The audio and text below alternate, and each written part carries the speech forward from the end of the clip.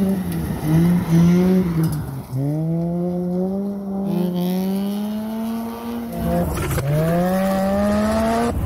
is up, Rad Potential YouTube? Welcome to today's Radformational video where I'm going to teach you everything you need to know about buying a Mazda RX8.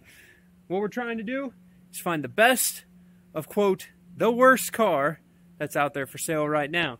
Mazda RX8s, you're going to see a ton of these things for sale. Most likely all of them are probably broken or need some sort of work because these cars have reached what I would call the end of their reliable lifespan.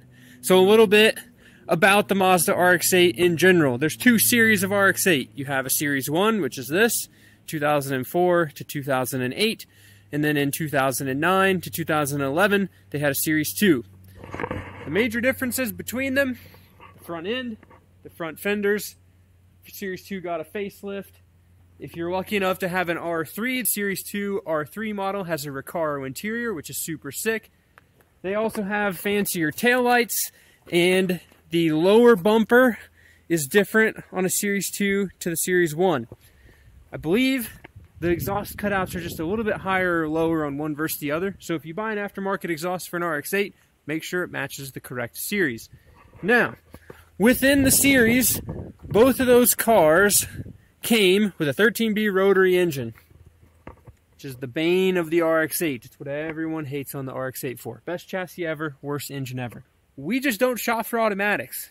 Those cars make less horsepower, they only rev to 7,500, and there's really no good way to manual swap an automatic RX-8. The transmission mounts just don't work. Got to change a whole bunch of wiring and computers. This car's modern enough that like the body control and the dash and all that stuff talks to each other. And it's just like, for the price of the car, you might as well just find a manual one because you don't have to deal with the headaches.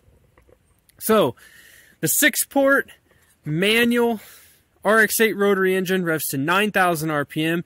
Every manual transmission car is what is called a sport suspension car, which means it would come with the 18-inch wheels, which are not these, and they have big brakes in the front and big brakes in the back. I believe they all came with a limited slip. Dual oil coolers on the sport models. This one is a touring, so it has the painted to match lip. The wing, the little spats here below the doors. It would have had rear spats, but I drive my car on rock roads really fast, and I knocked them all off, so they're gone. A very good-looking car, you know, to some people. I think it's a little bubbly, but that's just me. Now, the interior of these things. Don't worry, guys. We're going to talk about the engines. I got props and everything. We're talking about the engines here in a second. It's a 4-door. The cars weigh about 3,100 to 3,200 pounds stock. This one, with the rear interior removed, some front weight reduction, is 2,700 pounds. So you can kind of get the weight down, but not, you know, it's not a first gen, and it's definitely not a Miata. Common problems on the RX-8 interiors. First things first. I'm going to apologize for the beep in advance to see if I can make my radio do it.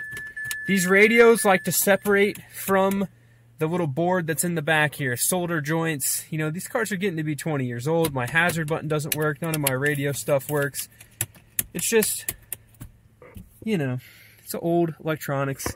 Who cares? Normally this thing looks like an EDM rave going on. We got all sorts of lights and stuff going on, which your gauge cluster will do that for you too. Your dash cover will crack, okay? Even the nicest 2011, which is the newest car with 30,000 miles, if you drive it enough and it sees enough sun, it's going to crack like this. This is your airbag cover. If you can still find one that's not cracked, good luck to be able to replace it, but this is probably going to crack right here where the like breakaway section is for the airbags. Other than that, this interior is a super nice, clean, simple Mazda interior. You can take the radio in and out a bunch of times and you won't break any of the clips. The console comes apart real easy. You have a lot of nice storage and a little cigarette lighter port in the center here. Really nice shifter location. Mechanical handbrake. Really can't beat it. You will, most likely, if you put a heavy clutch in your car, break your clutch pedal bracket. The like stamped steel brace that holds the pivot point of the pedal likes to crack, and then your clutch pedal will feel like mine, which means it kind of has a dead spot and a lot of flex, and it just, I think you can still get a new one from Mazda, but maybe at this time of the video they don't make them anymore. But find a good clutch pedal. Typical stuff otherwise. The windows all work. I broke my window switch with my knee, so it doesn't stay in anymore, but that's not uncommon. If you're lucky enough to have a Bose car, you get the fancy speakers here. They do have a nav unit, but I'm sure it's all out of date. I've got the nice like HomeLink mirror, which is just heavy enough so at the track when I'm hitting bumps and board sliding rumble strips, it likes to fall down. So that's kind of annoying. Also, the visors will stop staying up. So you're going to see this one is actually a passenger side visor that has been mounted on the driver's side because mine was broke. So instant access to your mirror instead of this. I'm going to pop the hood on this 10-minute car here. Common things that can go wrong and things you should look out for in the engine bay of your RX8. You're going to notice I don't have my stock airbox in here or the battery. Your battery will be located here. Your main fuse and stuff comes up, the ground goes there, and the airbox is here.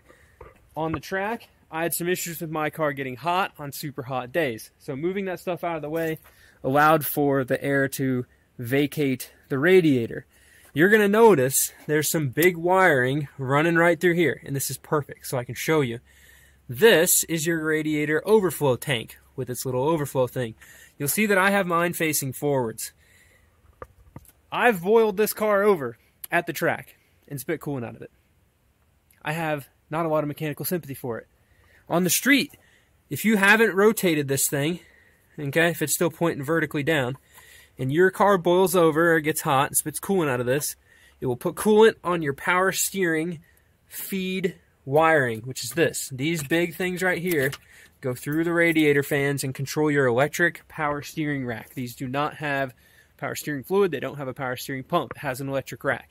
It is fairly common for these to overheat, drop coolant on this connector, this big plug right here. That plug will short out and your power steering will not work and it'll go haywire on you. Also, I have a light on in my dash. It's the little radiator light for the coolant level sensor, which is this little gray plug right here. It goes into this tank. The level sensor will fail. It's part of it. Mine still has coolant. I like looking at Christmas trees, so I leave my dash lights all on. It's normal. Flashing check engine lights are welcome in my RX8. Your ECU is here. This is your fuse panel. Little tip of the trade for those guys going to buy one that maybe doesn't start. If you see this tall port right here, there's two little pins down at the bottom of that. If you short those two pins together with the key on, so key is in run but not start, and you short those together, it will turn on your fuel pump. So this is your fuel pump override right here.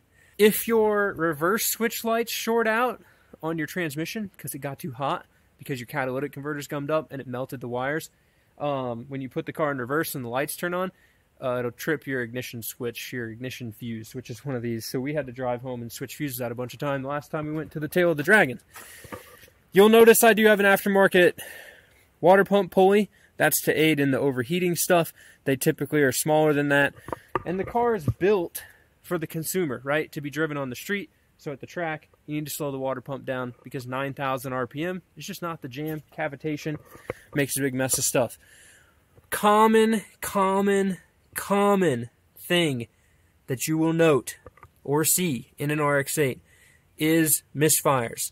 These stock ignition coils, especially if somebody's just bought cheap replacements, Amazon, whatever replacements, they're 20 bucks, they will throw misfire codes, especially at high RPM.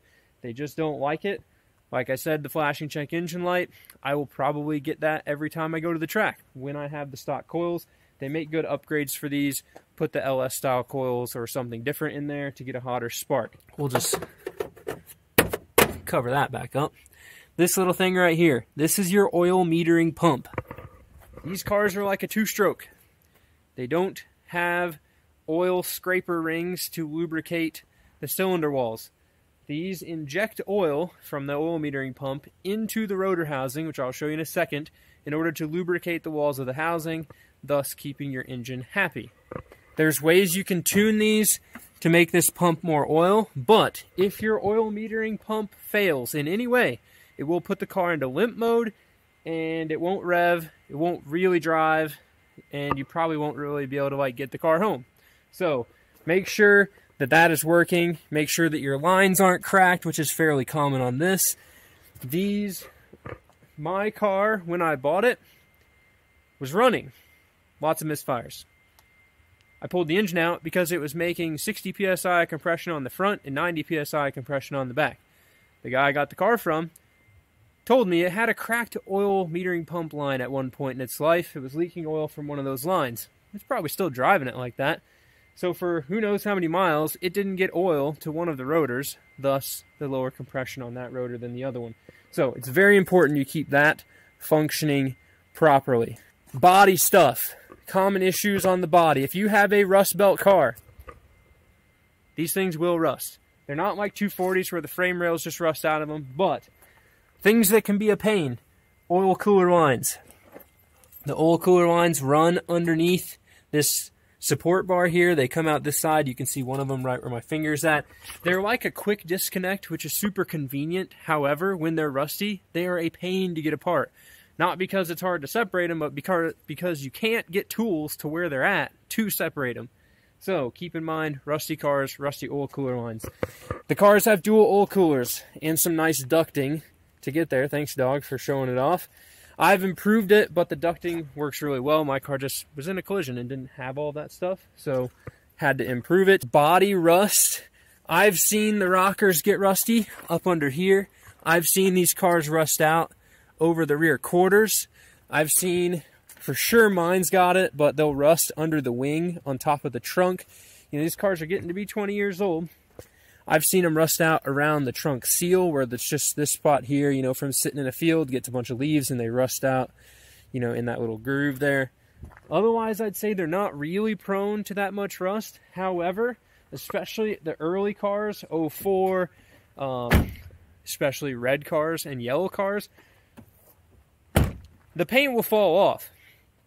So expect to see faded roofs, expect to see faded hoods, especially if you have a yellow car, expect to see the bumpers not match. It's fairly common. The Mazda paint just isn't that great.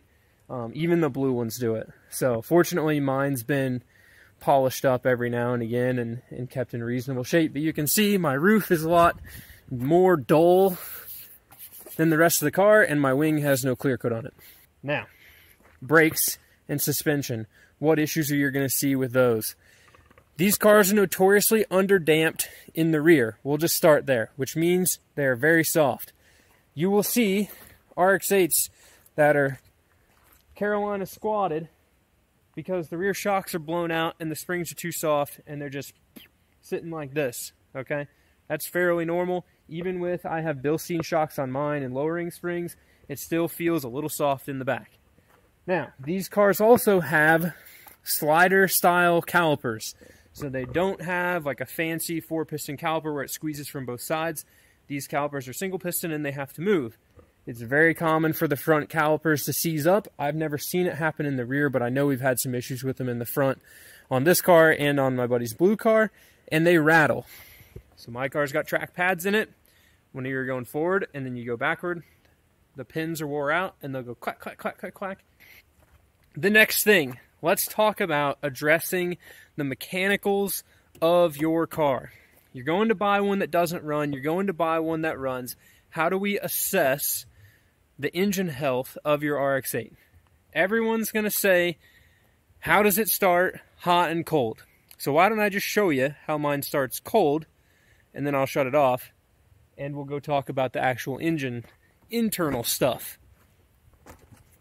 This is a cold start of my RX8. It's been sitting for a few days right here. No gas, no clutch, no nothing. My clutch safety switch is broken. Like I said, it's been sitting. It's got a fairly decent battery in it. It's very important on these cars. My black one that I had a long time ago. Bought it not running. 62,000 miles. Rebuilt engine. Wouldn't start. Guy put a new starter in it, new battery, whole bunch of stuff. Still wouldn't start. Literally didn't have the ground wire hooked up properly on the front of the engine. I hooked it up, car ran perfect. You know, till it like stranded me in Cincinnati because the engine blew up. Alright, so I'm ripping down the interstate. Car loses power. Still starts. Missing really bad. Popping. A flashy check engine light. But that's a whole nother problem in itself.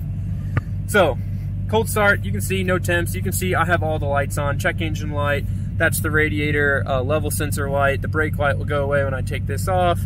Yeah, no TPMS sensors because rally. This chassis got 146,000 miles on it, and honestly, it's really tight. It would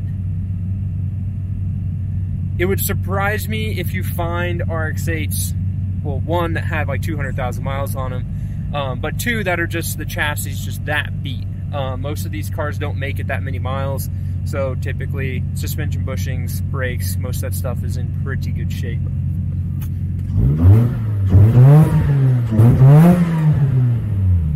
So while this warms up, enjoy some no mechanical sympathy to my RX8.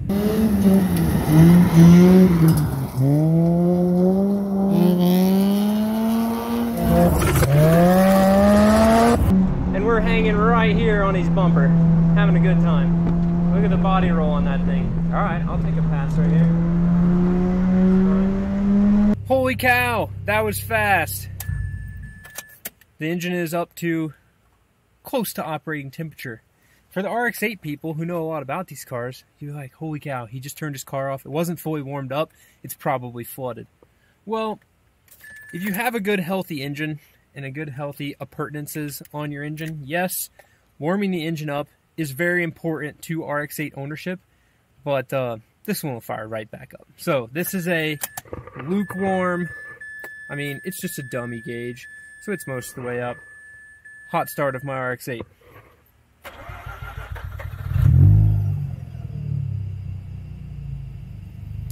The proper way to turn your RX8 off, which there's pros and cons to doing this every time, but would be to rev your car and then turn it off so the injectors aren't on while the engine comes to a stop, which then would clear out all the extra fuel should your injectors be dumping too much fuel or your engine be not healthy enough to burn in excess of fuel. So you would, and then turn it off. Now, like I said, there's pros and cons to doing that. The pro, if your car floods, maybe it won't be flooded when you try to start it. The con, every time you do that, you have no oil metering pump and no fuel going into the combustion chamber, so you're just going to increase the wear on the inside of your engine. Which is a perfect lead into Mazda RX-8s and assessing a blown up engine RX-8, as well as trying to get a good feel for the condition of the inside of your engine. So, first things first, let's talk about how these engines have low compression. In order to understand that, you need to understand how they make compression. This is a rotary engine housing. This is the rotor. The rotor lives inside the rotary engine housing, okay? I don't have apex seals and side seals and all that stuff in this particular rotor, but this rotor should never contact the housing. Much like a piston doesn't contact the cylinder wall, the rings make up that gap.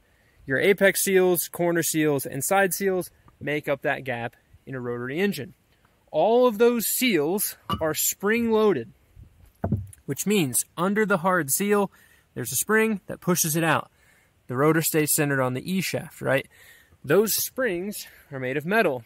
Metal, when it's cold, is stiff. When it's hot, is soft. Hence, the cars typically make more compression cold than they do hot, right? Cold, hard, strong spring. Hot, soft, weak spring. Thus, it can't push the seals hard enough into the face of the iron and the housing to make good compression, right? These cars, the RX8s, they changed to a side exit exhaust port. So instead of having a peripheral exhaust port here, the housing is sealed, the exhaust comes out the side. What that does is concentrate a lot of heat around the edges of your side seals, your corner seal, and your apex seal. Well, if you have things that butt up to one another, where's the most probable location that compression is going to escape? In this area where the seals are touching, right, where you have tolerance for expansion and contraction. Well, where's all the heat concentrated? Right there. So typically, these engines that just have a hot start issue, worn out low compression, is because all these seals are just fatigued. Yes, they are probably worn down height-wise, right? Like your pencil eraser, if you keep going back and forth, it gets shorter over time. But most of the time, it's just a spring failure. The cars that have that hot start issue are, in my opinion, the ones you want to get and are the ones that are most ripe for a successful rebuild. Reason being, if the car still hot starts and runs, you can probably reuse a lot of the parts inside that engine. Catastrophic rotary engine failure, much like putting a piston through the block of your V8, tears things up that are irreplaceable. So, cars that have catastrophic apex seal breaks, side seal breaks, you name it, these surfaces that you need to be smooth, and you really can't resurface or like re-chrome these, okay? You can lap the irons and do some sanding on this to clean it up, but you can't fix it, right? It's still fatigued unless you buy a brand new one. When these get broken beyond repair, you have to replace it. That makes your engine rebuild expensive. If your housing looks like this, which is not uncommon for RX8 housings to look like, you need to replace it. So that's not ideal. Target the ones that still run-ish, okay? A lot of people are going to tell you that you need to have a compression test done on any rotary car that you go buy. I'm going to tell you that you can diagnose whether or not that car has good or even compression without having to purchase or borrow or pay somebody to compression test your car. Yes, putting a rotary compression tester on your car would be the most ideal way to tell you instantaneously at that moment if that engine is healthy. Keep in mind, any engine can fail whenever it wants to fail, okay? Catastrophically. Things just break. My black RX8 that I mentioned before had 62,000 miles on it. It had 2,000 miles on a rebuilt engine. I drove it to Cincinnati. It blew up, cracked an apex seal, wrecked everything on the rear rotor, and left me stranded on the side of the road in Cincinnati. Fortunately, the hotel I rolled into, my buddy Matt was staying there, and he picked me up and took me to the wedding I was going to, which was a huge win, but it was a debacle to get the car back home. That engine, if we'd have compression tested it that morning before I left for Cincinnati, probably still made 85 PSI compression, but it decided to blow up. So you never quite know, but these are a good judge of the wear on the inside of your engine, okay? Now, how do you test compression without having the tester? You need to pull a spark plug out, and you're going to crank your engine over and listen for the pulses, the whooshes when it's going over, okay? Pull one on each rotor. You should hear 6 consecutive pulses. So whoosh, whoosh, whoosh, whoosh, whoosh, whoosh, whoosh. It should be a nice, consistent cranking speed. If you have something that sounds like this, you can tell that that car is surging, which was my black RX8. That means that you have a dead face or stuck seals or something on the inside of the engine has failed that is preventing it from being, you know, uniformly broken or uniformly healthy. When a seal breaks on your rotary engine, okay? So whether you hear 4 whooshes, 1 whoosh, you have 2 dead faces, 1 dead face, right? If an apex seal is broken, you'll have 2 dead faces because this separates 2. If you have a side seal or something that's broken, you can only have 1 dead face or 1 low face, right? Cracked corner seal, you might not even know. It might still run on cracked corner seals, right? These engines, which is also why we don't buy automatics, the carbon, you can see all of that built up on here. A red line a day keeps the rotary doctor away. If you don't get these combustion chambers nice and hot, you will get carbon buildup. They don't have valves. They don't efficiently burn fuel. That's why they don't make them anymore. The emissions are terrible. That's why they blow flames, right? Because it has all sorts of extra fuel in the exhaust. But this carbon will get in here and make these apex seals get stuck. They can get compressed in, especially if you've got one that, say, some old lady bought, drove it for 30,000 miles, parked it, and it sat with a bunch of carbon in it. She never revved it above 4,500 RPM. Maybe she only had to drive 10 minutes to work, etc. Those are the engines that, albeit they have low miles, are not the best engines. I've seen these engines go 130,000 miles, take them apart, the inside looks mint, you can rebuild them. I've also seen these engines fail like mine did at 2,000 miles on a rebuild. You just never know, okay? But let me put into perspective what I would call the reliable lifespan of an RX8. Yes, these cars are reliable. I will stand by they are reliable. They just will not last as long as a normal car.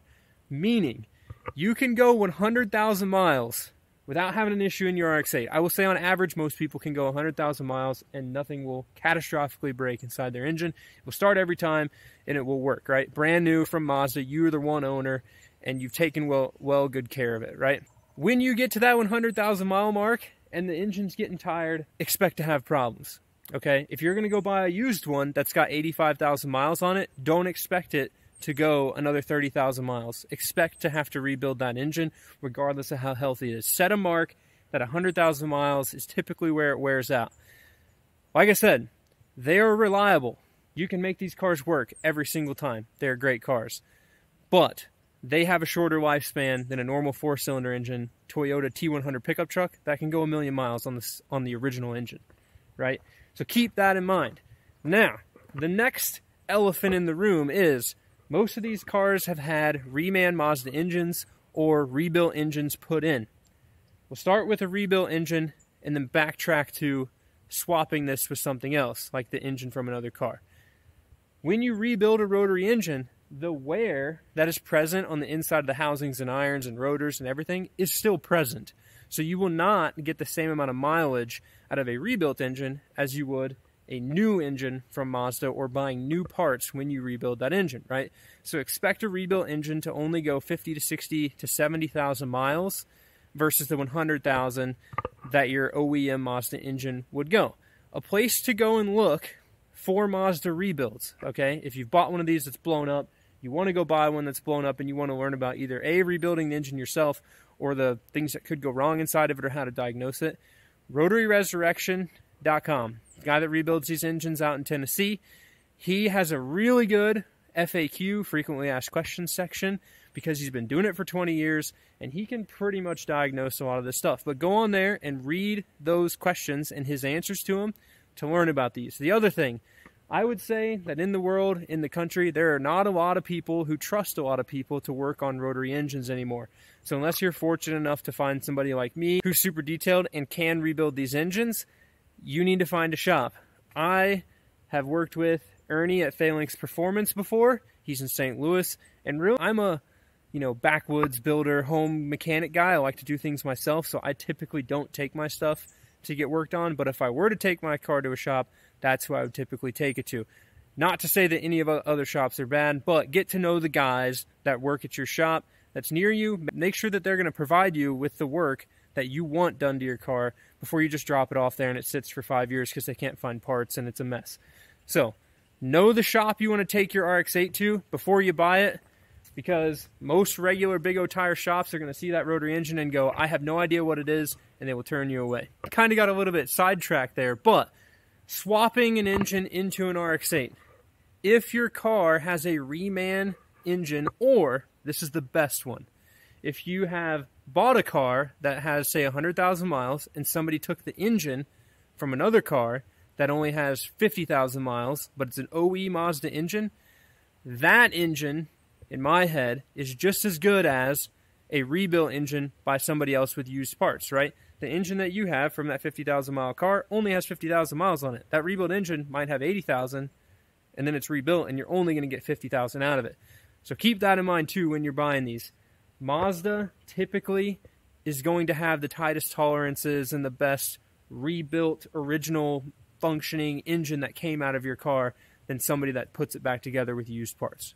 Keep that in mind. That pretty much sums up everything that I would want to teach or show somebody about RX8s before they go buy one. These are, right now, the cheapest rear-wheel drive manual car you can probably find for sale, regardless of all their rotary engine issues, regardless of all the things that give these things a bad rap. I've been taking this car to the track, driving it on my muddy rock road, driving it on the back roads up where I grew up, and it owes me nothing. I changed the oil and I beat on it and it just takes it. It's been 240 degrees on track. It's had 268 degree oil temps on track. And this is just a tired old junkyard engine. It's an original Mazda engine, not rebuilt. It had like 89 PSI compression in it when I put it in. And it runs. And it works. Now, would I jump in this thing and daily drive it? If it would get better than 17 mpg, yes. This car's super comfortable. I would trust it to drive me anywhere. I drove it to the Tail of the Dragon this year. I drove it from there to a wedding in Middle Indiana, which was 8 hours, and then drove it all the way back to Tennessee. And aside from my reverse light wires melting to the transmission and having to push myself out of parking stalls and like it was a little bit inconvenient, the car ran perfect. And these things, like I said, they're reliable. They just have a shorter lifespan than every other car. And you just need to understand that going in, you know, especially now being that a lot of the cars you're going to see for sale are right at that 100,000 mile mark. They're right at, hey, I put ignition coils, a new starter, a new battery, and my car still won't run. That's kind of where they're at. They're trying to band-aid these unhealthier engines. I'm not going to sit here and tell you that this is going to be the most perfect project car or the most fun, perfect car for you. But what I will say is the best part about buying one of these as a project is that there's always going to be something that you can fix or improve on your RX8. And that's what makes having a project car fun, is having something that you can tinker on. And it gives you the nights out in the garage, lets you go hang out with your buddies, you know, and gives you those memories. And that's what having a project car is about, aside from, you know, obviously going and driving tracks and rock road ripping and doing donuts and whatever. You know, these cars are perfect to learn on. I love it. You know, it's not the most... I have a passion for old school rotaries and first gens, but performance value for how much I've invested in this car, it shreds, and I wouldn't change it. It just works. Lowering springs, shocks, brakes, sway bars, rip the interior out. Go shred your RX8 because they're just awesome cars. With that, thank you guys very much for watching. I hope you guys learned something, and comment below your RX8 experiences. Comment below anything that I missed. Let's make this video in the comments a nice section for people to go to drop their RX8 knowledge. I know you can go to the forums and the Facebook groups and ask the same question 50 million times, but let's put some good information in the comments on this video. Share the video. If you want to learn more about these engines, I have a whole slew of videos detailing how to rebuild these, how to clearance side seals, how to resurface housings, my tips and tricks for stacking them, installing engines into RX8s, the whole deal. Go check out the other videos on the channel. Would love for you guys to subscribe and definitely go learn something about your car. So with that, thanks for watching. Keep it rad. We'll see you guys in the next one. Come here. You know what gets her every time? Hey, you hungry? Look at the speed demon. Come on.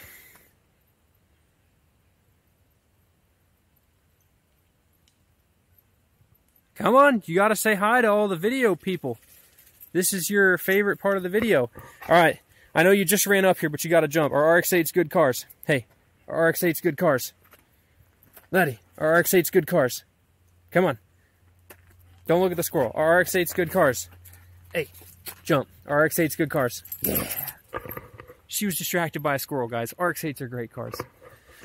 So if you didn't notice, this is for like the people who've been following along at the house and the channel for a while.